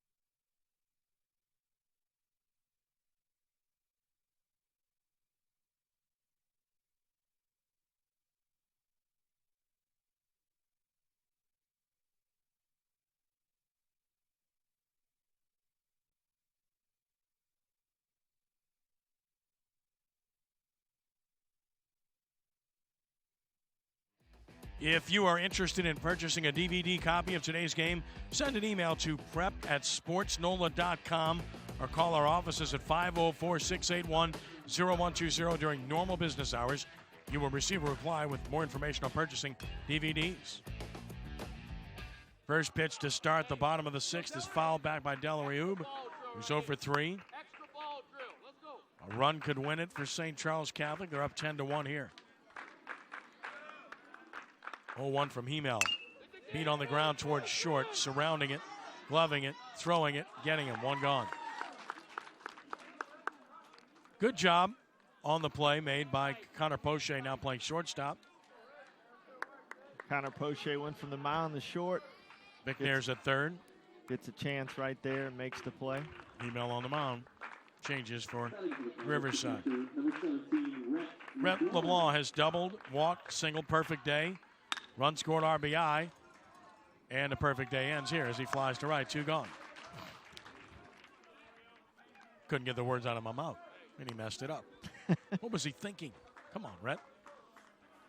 Had a really good day. Good player. Nick Lorio will bat.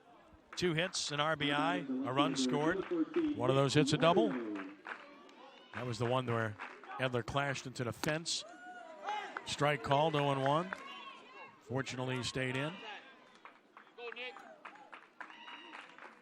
Clashed with the fence, crashed into the fence, smashed. I don't know. Pick a word. 0-2 to Lorio. Bashed, slashed on a ball that was mashed. You got it all together today. I'm not even jumping in the middle of that. Or should I say it was bashed. Toward third, this is very tough, and this is no chance. Base hit. So Lorio with 3 hits now. Legs it out. Comets continue to put runners on base. They've had at least a runner in every inning. They've just put pressure on Riverside all afternoon. They do not stop. They do not stop. You know, most of the time within the course of a competitive game, that feel of momentum will shift from one team to the other, but St. Charles has just had it all day. 10 hits for the Comets now, and a ball is down to Tompland, who's had a very good game. 3 RBI. He's 2 for 3. Double, single, run scored, and 3 driven in. Danny will talk to winners at game's conclusion. He's one that certainly would merit consideration, but he doesn't listen to me, and he pops it up. Shortstop awaits it, and putting it away is Poche. No runs, a hit. Runner stranded. They've left a total of 5. Last chance for Riverside, trailing 10-1.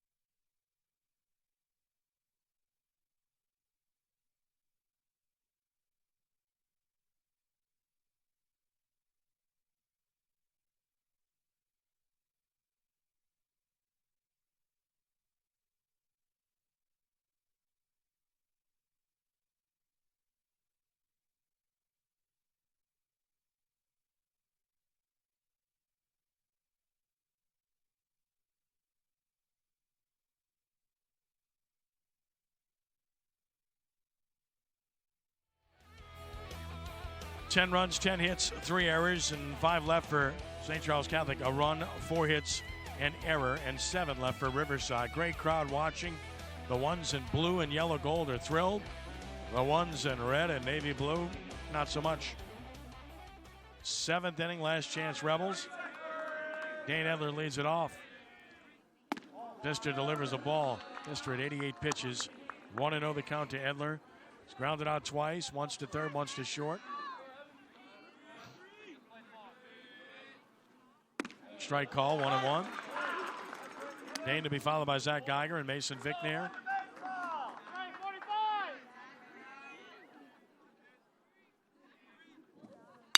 Line drive into center, well done.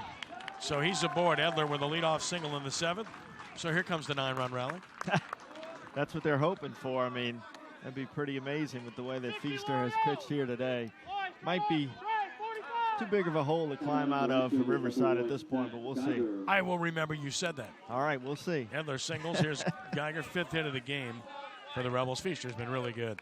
Crazier things have happened. Geiger's been on all 3 times, twice on errors, although one certainly could have been and should have been a hit. Homered to lead off the game. He's been all over the bases.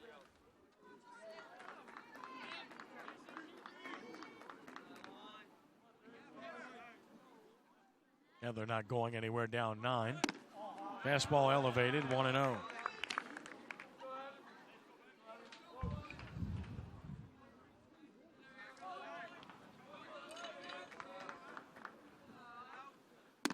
Fastball high again, 2-0. So you start to wonder, is he tiring a little bit with the fastball being elevated? It's a usually pretty good indicator that a pitcher may be at least starting to tire. Pitches elevate when the arm slot drops. Got that one down, but too low, 3-0. Geiger figures to take a pitch here. Rebels need base runners and a slew of those. 3-1.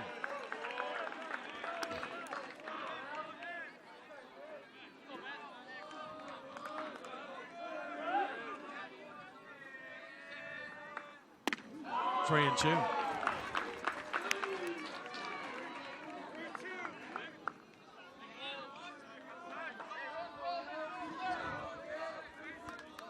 Three balls and 2 strikes. Center fielder back, and stumbled but got it. So Nash kind of got turned around there, Danny, with that win. Not what you teach an outfielder, but that's a result of the win. He made a good play. Yeah, the wind and the sun, and that shows you what kind of special athlete you have out there in Lloyd Nash for St. Charles Catholic. Completely had to take his eye off the ball, find it again, and then still able to make the catch. As that one went up, thought it was drop step over his right shoulder, had to spin around, find the ball again, and make the catch. No balls and a strike to Mason Vicknair, 0 for 3.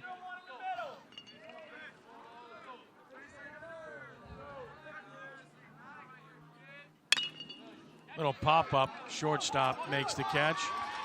Throw to first, runner back. So St. Charles Catholic an out away from a big win here.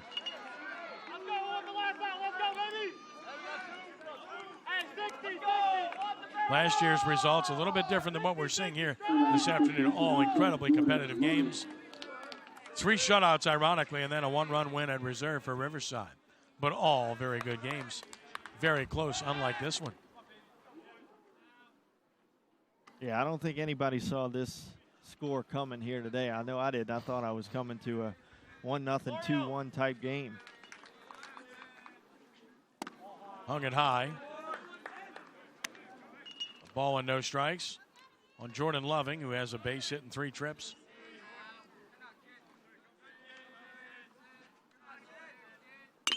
Toward third, but off the foot, so it's 1-1.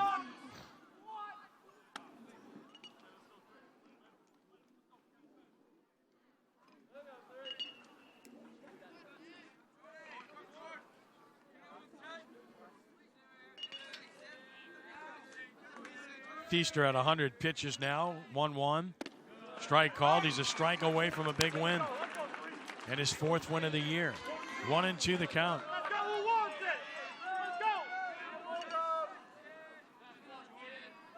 1 ball and 2 strikes with 2 outs. The pitch. Breaking ball beat to the pitcher. This will do it. Feaster guns him out, and the St. Charles Catholic Comets emerge victorious in convincing fashion, 10-1 over Riverside. Danny will talk to the winners when we return on the first NBC Bank Prep Showcase on WHNO TV 20.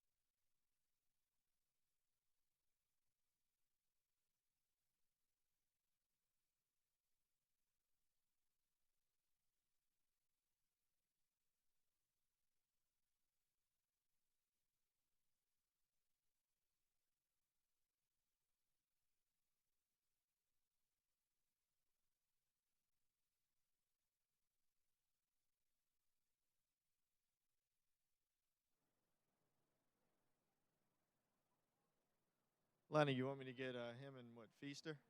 I gave him Mike one. Feaster, huh?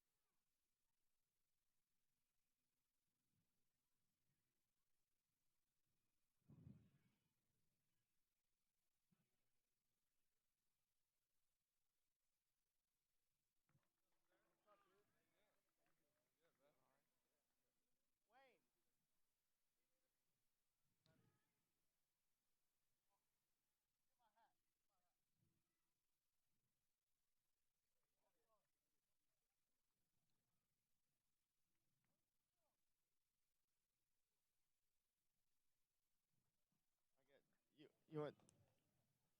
Good job, man. Yeah. Mister. We're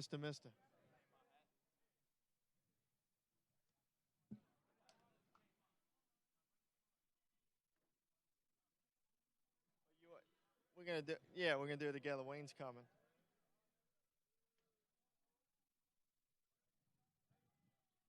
He's coming. He had to get himself back together. All right, we good. Y'all ready?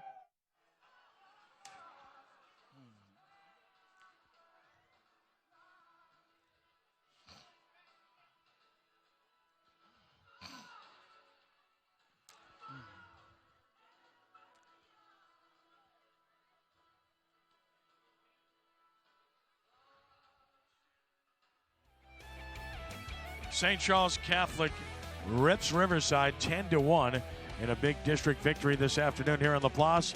Let's check in with the winners as Danny Ream visits with the head coach and winning pitcher.